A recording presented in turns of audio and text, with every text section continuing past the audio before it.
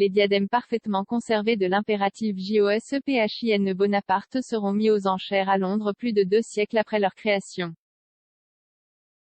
Joséphine de Beauharnais est restée dans les mémoires comme l'épouse de Napoléon Bonaparte et celle qui l'a convaincue de rétablir l'esclavage dans les colonies françaises après son abolition en 1794. Son nom est maintenant de retour dans le cycle de l'actualité grâce à une vente aux enchères à venir chez Sotheby's Londres.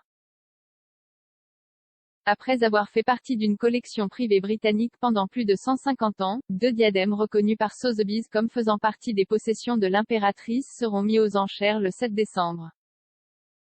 Quand la famille est venue nous voir avec ces diadèmes, ils ont dit qu'il avait appartenu à Joséphine, a déclaré Christian Spofors, spécialiste des bijoux chez Sotheby's, au Telegraph UK. Souvent, avec des cas comme celui-ci, vous regardez le bijou en question et vous dites « absolument aucune chance ». C'était le contraire.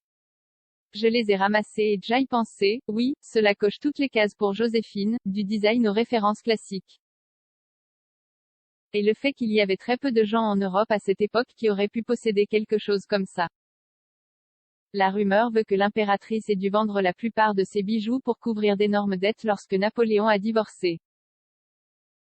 Les diadèmes rendent tous deux hommage à la Rome antique avec des camées représentant des figures de la mythologie.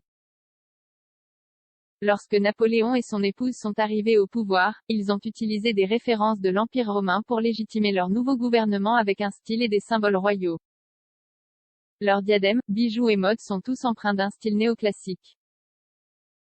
Les 2 artefacts seront accompagnés d'un ensemble d'accessoires qui appartiendraient tous à Joséphine.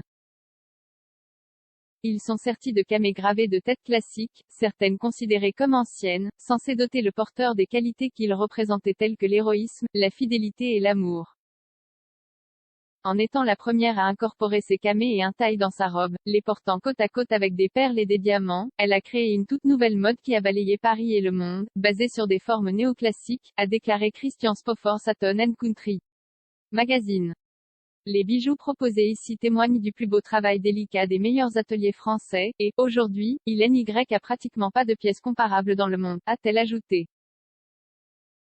La plupart des designs néoclassiques ont été démontés et remodelés une fois que les modes ont changé, ce qui fait de ces pièces une découverte particulièrement intéressante. Le premier diadème, immortalisé sur la tête de Joséphine dans un portrait de 1808 peint par Andrea Appiani, est décoré d'émail chanlevé bleu et serti de 25 intailles en cornaline gravée de tête classique. Le diadème sera accompagné d'une paire de boucles d'oreilles pendantes assorties, d'un peigne à cheveux et d'un ornement de ceinture serti d'un camée en cornaline de Bacchus, le tout offert dans son étui en cuir du XIXe siècle. L'autre diadème présente 5 camées représentant Zeus, Méduse, Dionysos, Pan et Gaïa, offerts avec un fermoir de ceinture et un ornement, également dans leur étui d'origine. Combinés, les articles sont faits d'or, de cornaline et d'émail. Et devrait rapporter entre 410 000 $, 297 000 livres, et 690 000 $, 500 000 livres, mais pourrait aller bien plus loin.